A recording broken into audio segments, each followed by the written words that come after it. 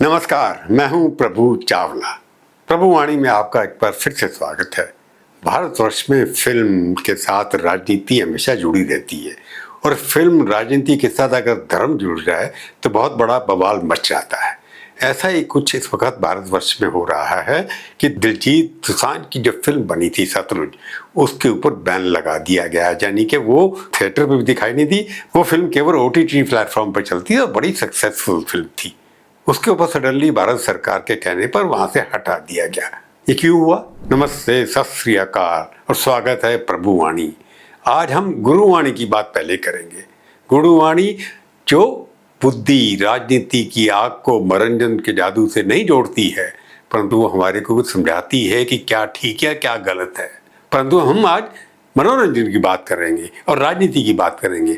आज हम दिलजीत दोसांझ की फिल्म सतलुज के विवाद पर विस्तार से चर्चा करेंगे और मैं उठाऊंगा 5 मुख्य सवाल। हर जवाब वेरीफाइड तथ्यों, कोर्स और गहरे विश्लेषण के साथ, पहले से नहीं जैसे बाकी टीवी चैनल करते हैं। पहला सवाल क्या है? ये सतलुज का मुद्दा आखिर है क्या? इस पर बवाल क्यों मचा है? मुद्दा सेंसरशिप और सत्य को दबाने का है क्या? दिलजीत दोसांझ की बायोग्राफिकल ड्रामा फिल्म सतलुज, जिसमें वो ह्यूमन राइट्स कार्यकर्ता जसवंत सिंह खलरा का किरदार निभाते हैं, 3 जुलाई 2026 को बिना कट के ZEE5 पर OTT प्लेटफॉर्म पर रिलीज हुई। मेकर्स ने जानबूझकर कड़ा प्रमोशन नहीं किया क्योंकि उन्हें अंदाजा था कि तूफान आ सकता है। फिल्म सिर्फ 48 घंटे बाद भारतीय प्लेटफॉर्म से हटा दी गई। बाकी देशों में आप देख सकते हैं, भारत के OTT प्लेटफॉर्म पर फिल्म नहीं दिखाई दी जाएगी। आधिकारिक कारण करंट डेवलपमेंट बताया गया, क्या कि पॉलिटिकल डेवलपमेंट क्या हो रहे हैं, कुछ हो रहा है उसके पीछे उसके लिख करके नहीं बताया गया या कोई स्टेटमेंट नहीं आई, परंतु करंट डेवलपमेंट है जिसकी वजह से उठा दिया गया। लेकिन असलियत ये है कि फिल्म ने 3 साल से ज़्यादा सेंट्रल बोर्ड ऑफ सेंसरशिप में पड़ा रहा और 120 से ज़्यादा कट्स को भी साफ मना कर दिया गया था। सेंसर बोर्ड ने नाम बदलने, संदर्भ हटाने और संवेदनशील सीट काटने की मांग की थी। फिल्म आखिरकार बिना कट्स के लोगों तक पहुंच गई और फिर चुप करा दी गई। ये मुद्दा सिर्फ एक फिल्म का नहीं है। ये सवाल है कि क्या इतिहास को स्क्रीन से मिटाया जा सकता है? अगर वो सच है, अगर सच नहीं है तो आप उसके बारे में डिस्कस कर सकते हैं। क्या फिल्म जो दोसांझ ने बनाई थी उसके अंदर इतिहास को कोई पलट करके दिखाया गया था? ये तो देखने के बाद पता लगेगा या इतिहासकार बताएंगे। मेरा दूसरा सवाल, ये खलरा कौन है जिसका रोल दिलजीत ने खुद निभाया है? अच्छी एक्टिंग करते हैं, अच्छे गाने गाते हैं। जसवंत सिंह खलरा कोई साधारण व्यक्ति नहीं थे। 1952 में अमृत जिले के खलरा गांव में जन्मे। वे 1990 के दशक में एक सफल बैंक अधिकारी थे, लेकिन जब उन्होंने गायब युवाओं के मामलों पर ध्यान दिया तो उन्होंने पुलिस स्टेशनों, मार्गों, क्रेमेटोरियम की गुप्त जांच शुरू कर दी। उन्होंने पाया कि हजारों लाशें जो बिना पहचान के गुप्त रूप से जलाई जा रही थी, ये उनका कहना है। सिर्फ 3 जो शमशान घाट थे, उन्होंने 2097 जो ऐसी बॉडी रिक्लेमेशन हैं जिसके दस्तावेज इकट्ठे किए। पुलिस अधिकारियों के नाम, जो लकड़ी खरीदी गई थी उसकी रसीद और मिसिंग पर्सन लिस्ट के नाम के साथ सारी चीज़ें इकट्ठी की, एक रिकॉर्ड बनाया। उन्होंने अनुमान लगाया कि पूरे पंजाब में 25,000 तक की ऐसे मामले हो सकते हैं। ये उस तरह के लोग वहाँ पर आरोप लगा रहे थे उस वक्त की कांग्रेस सरकार के ऊपर भी। वहाँ पर जो चीफ मिनिस्टर थे उनके बाद उसके मार भी दिया गया उनको। उन्हें लावारिस लाशों दवारिस कहा जाना। जो खलरा साहब थे उनका नाम क्या लिख दिया? उन्हें लावारिस लाशों दा वारिस यानी गार्जियन ऑफ मिसिंग बॉडीज कहने लगा कि जो लावारिस लाशें थी उनको पहचानते थे, उनके वारिस बनते थे। 6 सितंबर 1995 को अमृतसर में अपने घर से उनका किडनैपिंग हुआ। आई विटनेस जो हैं, जो गवाह हैं, उनका कहना है कि तरन तारण पुलिस के लोग थे जो उनको लेके उठाए गए, उनको यातना दी गई और ऐसा कहना है कि उनको एनकाउंटर में मार दिया गया। उनका शव कभी नहीं मिला। बाद में CBI जांच में 4 पुलिसकर्मियों को उनके किडनैपिंग और हत्या का दोषी ठहराया गया।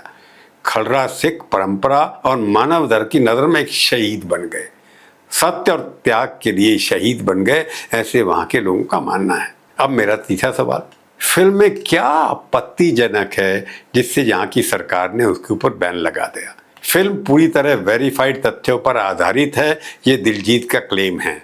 सीबीआई रिपोर्ट्स हैं, कोर्ट के दस्तावेज हैं, नेशनल ह्यूमन राइट्स कमीशन की फाइंडिंग्स हैं और प्रेस रिपोर्ट्स पर आधारित ये फिल्म बनाई है। ये दोसांझ का क्लेम है, उनके प्रोड्यूसर का क्लेम है।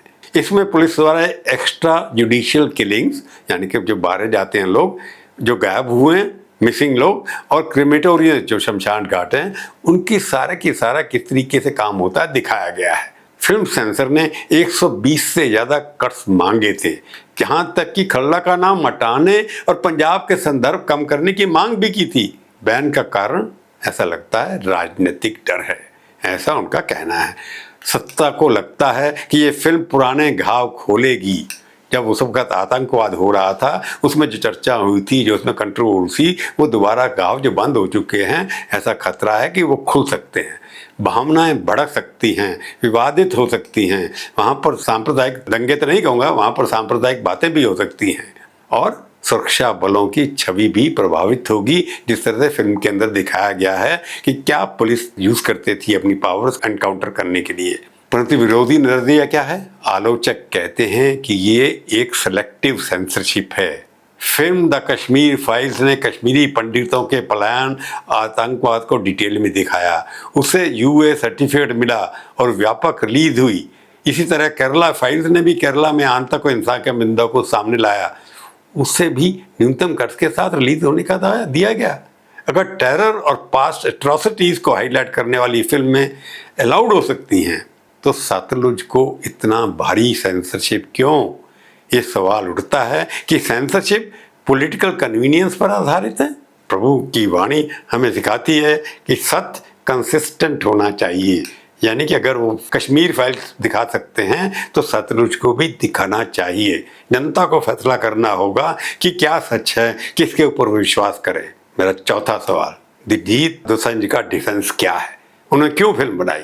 उनका कहना है ये रोल ग्लैमर के लिए नहीं है, बल्कि इंसानियत और सत्य के प्रति जिम्मेवारी महसूस करने का उन्होंने चुना। कि वो पंजाब से आते हैं, उन्होंने कहा जब मैंने सच्चाई दिखाने की कोशिश की है, उसके अंदर कोई भी मेरी पॉलिटिकल विचारधारा नहीं है, क्योंकि मैं किसी पॉलिटिकल विचारधारा को मानता नहीं है। उन्होंने बताया कि खलरा की शहादत और मानवता के योगदान मुख्य कारण थे, वो भी उनको मार्टिर मानते हैं। फिल्म के रिलीज से पहले ही उन्हें अंदाजा था कि बैन आएगा, क्योंकि वो बाहर रहते हैं, इंडिया में रहते नहीं हैं, इसलिए सरप्राइज रिलीज की गई थी। फिल्म हटाए जाने के बाद उन्होंने इंस्टाग्राम पर लिखा, आई चैलेंज द डार्कनेस, यानी मैं इस ऑर्डर को चैलेंज करता हूँ। ਹੁਣ मैं उस गल तो बहुत रिलीफ महसूस कर रहा कि फाइनली ਤੁਹਾਡੇ ਕੋਲ ਆ ਫਿਲਮ। ਹੁਣ ਇਹ ਹੁਣ ਤੁਹਾਡੀ ਫਿਲਮ, ਹੁਣ ਇਹ ਨਹੀਂ ਰੁਕ ਸਕਦੀ। ਇਹ ਹੁਣ ਲੋਕਾਂ ਦੀ ਫਿਲਮ ਹੈ, ਇਹ ਹੁਣ ਨਹੀਂ ਤੁਸੀਂ ਰੋਕ ਸਕਦੇ। शहीद जसविंदर सिंह खलरा जी, उन्होंने पंजाबी में कहा, ਹੁਣ ना रुकनी फिल्म, खलरा साहब दी आवाज़ नू कोई दी दबा नहीं सकता। उन्होंने आगे बताया कि फिल्म हर घर तक पहुंच चुकी है, अब ज़्यादा देखी जा रही है, डाउनलोड ज़्यादा हो चुके हैं। ऐप है उनकी फिल्म की, तो लोगों ने, क्योंकि OTT पे नहीं आ रहा, तो डाउनलोड करके लाखों लोगों ने देश में और देश के बाहर फिल्म देखना शुरू कर दिया है। और गुरुद्वाराओं ने दिखाने की बात शुरू हो गई है कि हर गुरुद्वारे में ये फिल्म चलाई जाएगी। युवा चर्चा कर रहे हैं, गुरुद्वारों में स्क्रीनिंग होनी शुरू हो जा रही है, और डाउनलोड में जैसे मैंने बताया 400% स्पाइक आई है, यानी 400% डाउनलोड ज़्यादा हो गई है। जो आपका पर्पस था कि लोग ना देखें, उसका असर उल्टा हुआ है। दिल्ली का डिफेंस साफ है, आप स्क्रीन को बैन कर सकते थे, कर सकते हो, लेकिन लोगों के दिलों में पहुंच चुके सत्य को नहीं। मेरा पांचवा सवाल, रूलिंग पार्टी बीजेपी में कौन बैन का समर्थन कर रहा है? कोई ज़्यादा लोग मैंने नहीं सुने, बहुत नेता, बड़े नेता बीजेपी कोई भी समर्थन नहीं कर रहे, परंतु यूनियन मिनिस्टर, कैबिनेट मिनिस्टर हैं जो कांग्रेस छोड़ के बीजेपी में आए हैं, जिनको अभी राज्यसभा का टिकट नहीं मिला, उन्होंने दिलजीत के बारे में क्या कहा सुनिए। कौन सी पार्टियां फ़ायदा या नुकसान उठा रही हैं वो भी बताता हूँ, या क्या ये पंजाब से चुनावों से जुड़ा है। मिनिस्टर रवनीत सिंह बिट्टू ने दिलजीत को इम्पोस्टर कहा। उन्होंने दावा किया कि केंद्र सरकार का OTT प्लेटफॉर्म पर कोई कंट्रोल नहीं है। मेकर्स ने खुद फिल्म हटाई।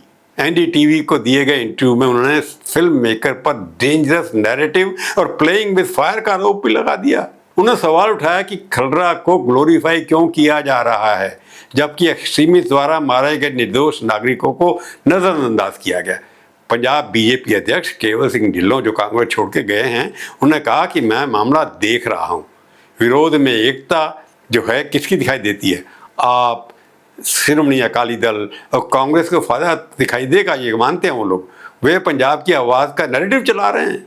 बीजेपी को नुकसान हो सकता है, बिट्टू व्यक्तिगत हमला का बैकलैश पैदा भी कर सकते हैं, और फिल्म के डाउनलोड बढ़ने से सेंसरशिप का उल्टा असर हुआ। इसका चुनावी प्रभाव क्या होगा?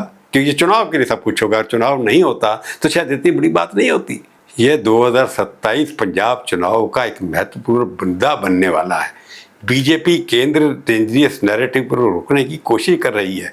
बीजेपी को पता है, बीजेपी सरकार को, कि ये डिवाइड करेगी तो बड़ा प्रॉब्लम हो सकता है, लेकिन बैकलैश ने विपक्ष को इकट्ठा कर दिया, इकट्ठे हो गए। सेलेक्टिव सेंसरशिप का मुद्दा बीजेपी को नुकसान पहुंचाना शुरू कर सकता है। क्वेश्चन है, will BJP Sutlej ban backfire और विल ट्रुथ विन? ऐसा कहना ऑपोजिशन का है।